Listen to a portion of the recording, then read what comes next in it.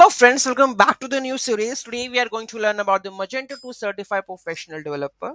And in this series, we are going to learn each and everything over there. Okay, so those who haven't subscribed my channel yet, please do subscribe my channel. And if you like the video, please do like, share and comment on my video. Let's get started. So MVVM architecture in Magento 2. First one. So Magento 2 follows a model view model architecture, which is an evolution of the MVC model view controller pattern. This architecture is primarily used in the Magento 2 front end using the Knockout.js. MVVM components in Magento 2. So model represents the business logic and the data, interacts with the database via resource models, uses Magento's repositories for data manipulation.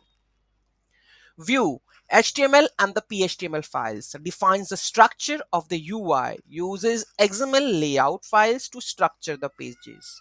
View model Knockout.js view models in UI components act as a bridge between the view and the model, retrieves the data from the model and exposes it to the view. Uses Knockout.js observables to automatically update the UI when data changes. How MVVM works in Magento 2.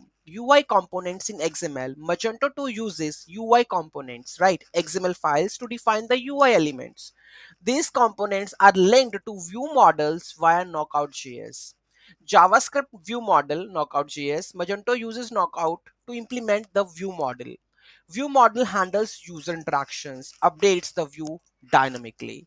Data binding with Knockout users uses data bind attributes to connect the HTML elements to the JavaScript objects. You will get to know each and everything in detail, like how when we try to make a module, you will get to know how the interaction goes on, how the controller, view model, and all these stuffs are interacting each other. So this is just what MVVM structure is, how Magento 2 works on it.